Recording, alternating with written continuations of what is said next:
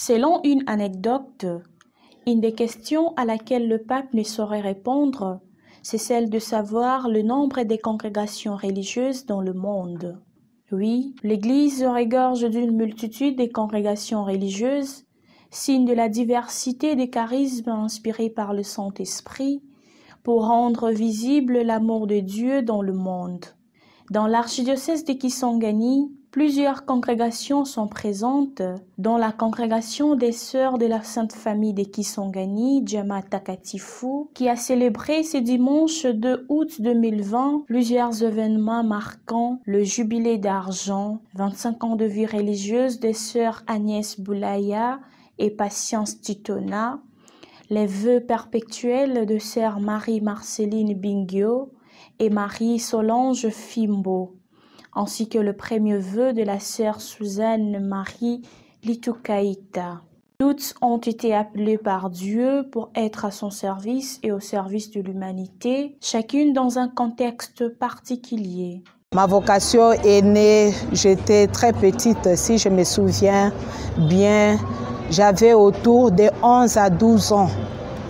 Je vis une sœur qui avait déjà plus de 50 ans. C'était pendant la journée de vocation. Alors quand elle racontait sa vocation religieuse, et comme je la voyais, une sœur très dévouée aux pauvres, elle aimait beaucoup la Vierge Marie, elle était tout le temps dans la pastorale avec le jeune, avec les vieilles personnes. Alors j'ai dit, un jour, moi aussi je serai religieuse, je serai comme elle, je vais aimer les pauvres, je vais aimer les misérables, je serai à côté des mamans légionnaires, puisque moi j'aime beaucoup la Vierge Marie. En tout cas, envoyer les sœurs, ça me plaisait. Mais je venais chaque fois à l'église, puisque chez nous, mes parents m'amenaient toujours à l'église. Normalement, je suis venue un jour à l'église, j'ai vu des sœurs, ça ne m'a rien dit, mais je me suis rapprochée à une sœur, je parlais avec, je l'ai saluée seulement, c'est tout, et je suis partie. J'étais partie à l'école. À l'école, nous avions un professeur qui était une religieuse des franciscaines missionnaires de Marie. Elle nous enseignait la religion. Mais à l'école, je ne manifestais même pas qu'un jour je suis aspirante ou quoi que ce soit. J'étais comme toutes les filles de l'école. Je jouais, je bavardais comme toute autre personne. Arrivé en 4e secondaire, ça a recommencé encore, jusqu'à ce qu'on nous a mutés, on a quitté Kisangani pour aller à Kinshasa. Et mes parents ont dit de rester là-bas, mais moi j'avais refusé, je suis rentrée encore à Kisangani quand j'étais en 6e. Je suis la fille de la cathédrale et il y a tant de mamans qui me connaissaient et qui me disaient: on te voit comme si tu as une vocation, c'est mieux d'aller chez les missionnaires. Moi, j'avais dit, je n'aime pas les missionnaires en question, moi, je serai sœur de la Sainte Famille. J'avais eu la vocation à regarder des films de la bienheureuse Anouarité. J'étais fille joyeuse dans le groupe K.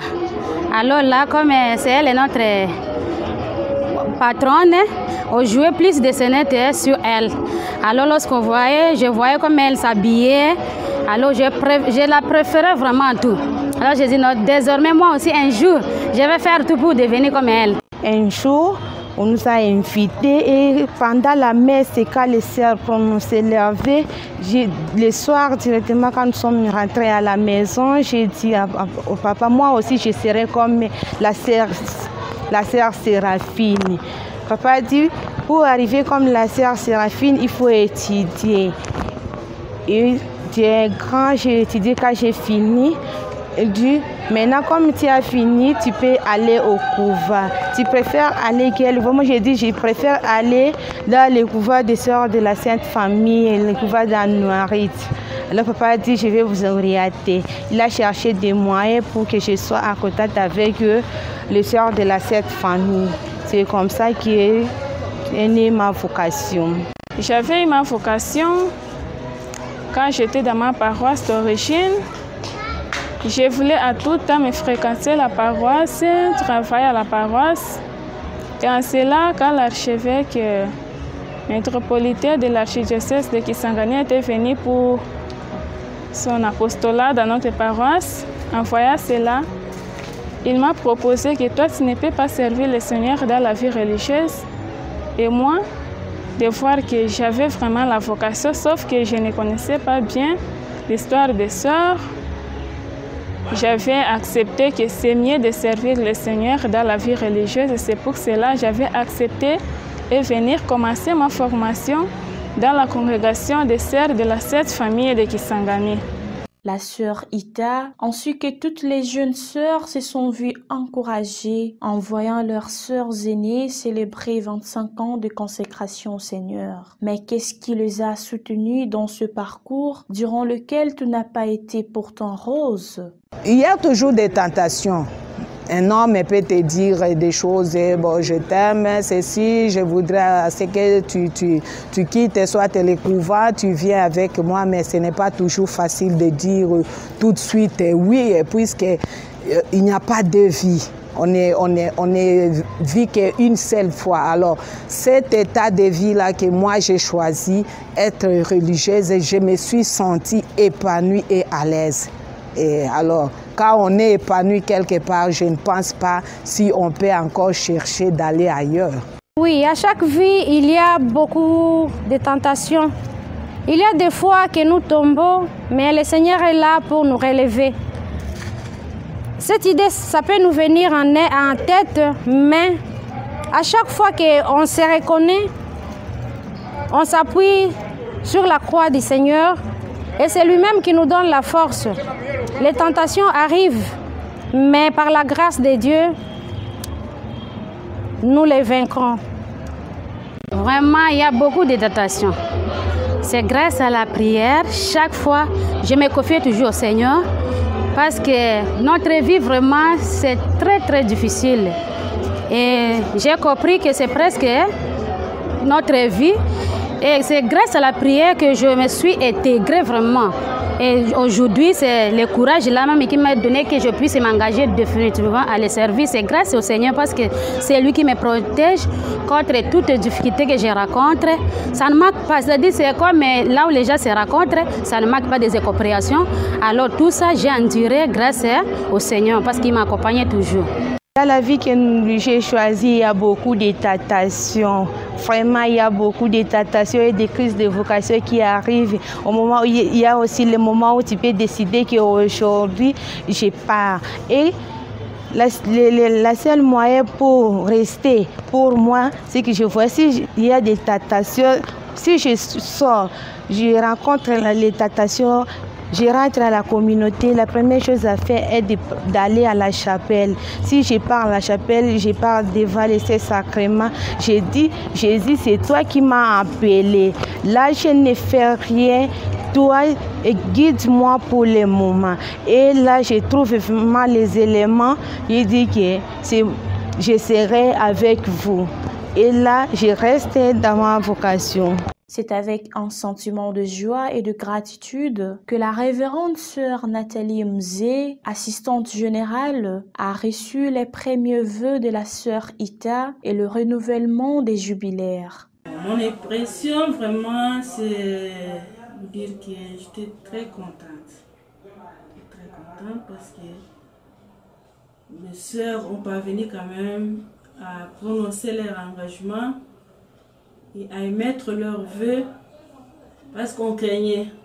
On ne s'attendait pas que ça allait se réaliser suite à la situation que nous sommes en train de traverser, compte tenu aussi des difficultés économiques, tout ça, ça me préoccupait.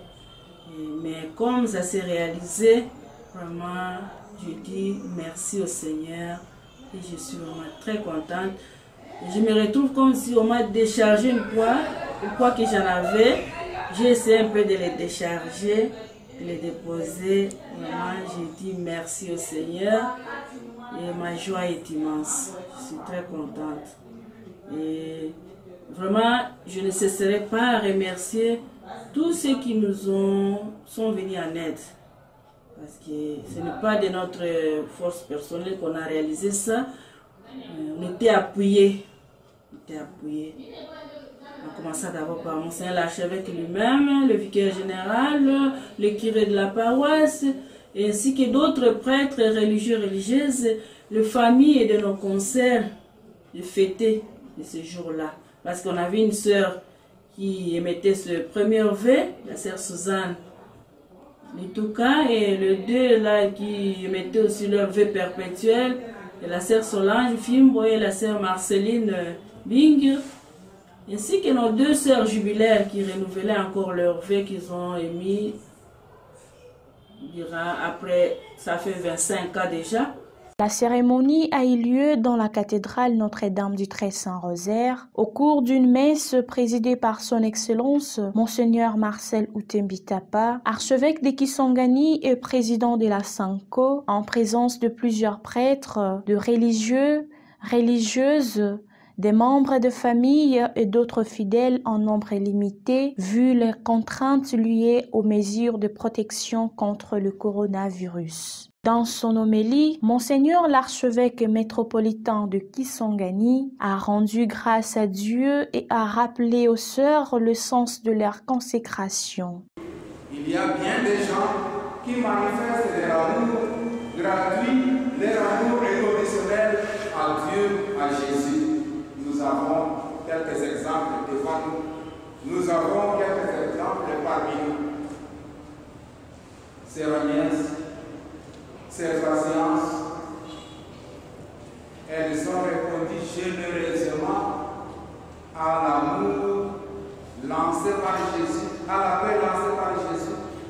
Venez, suivez-moi. Viens, suis-moi. Ça fait 25 ans de vie religieuse qu'elles célèbrent aujourd'hui. Mais avant cela, elles ont fait le parcours de formation religieuse. Et elles ont répondu oui, une réponse de générosité, une réponse d'amour. Elles pouvaient s'engager au mariage, elles pouvaient chercher le plaisir de la vie, enseigner, travailler, avoir des promotions. Elles se sont dit, pour l'Église, je laisse tout. Je laisse la famille, je laisse les aspirations de ce monde, je laisse le pouvoir, je laisse le plaisir. Voilà 25 ans qu'elles sont à la suite de Jésus-Christ, l'expression de l'amour gratuit.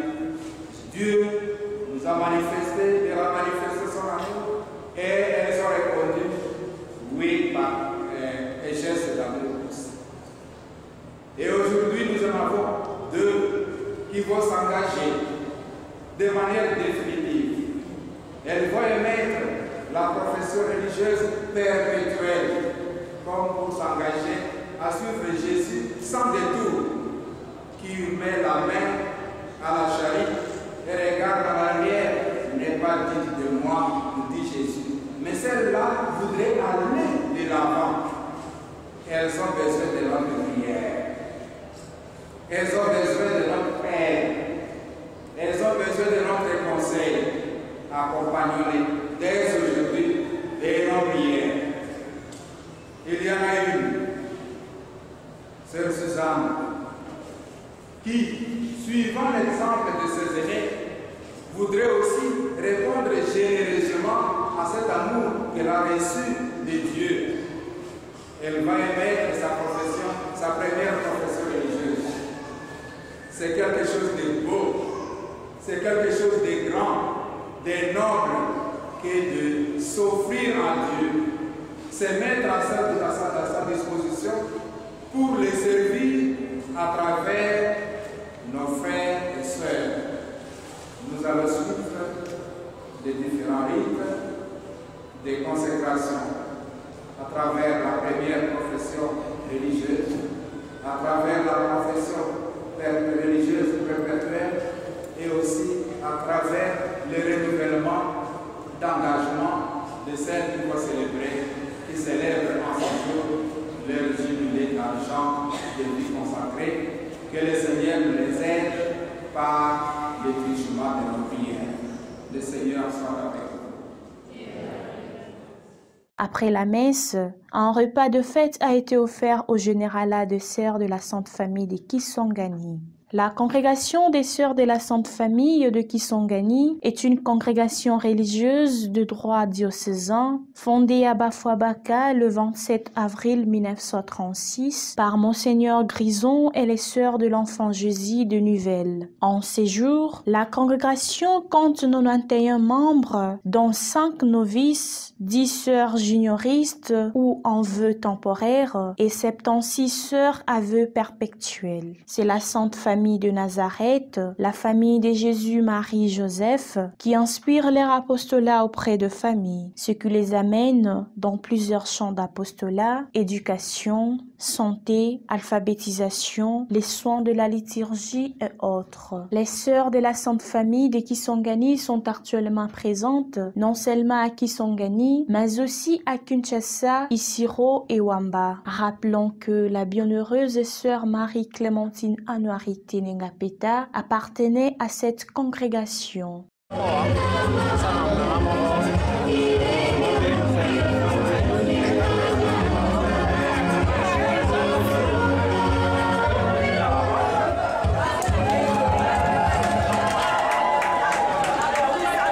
Pour Archukis Online, conception, Abediedoné Kambale Kassika, reportage et commentaires, Yusil Rosalita Kachuva, prise de vue, de son et montage, Cédric Sabiti. Remerciements, Son Excellence Monseigneur Marcel Utembitapa, archevêque de Kisangani et président de l'Arsanko, aumônerie universitaire paroisse Saint-Esprit, congrégation de sœurs de la Sainte Famille de Kisangani.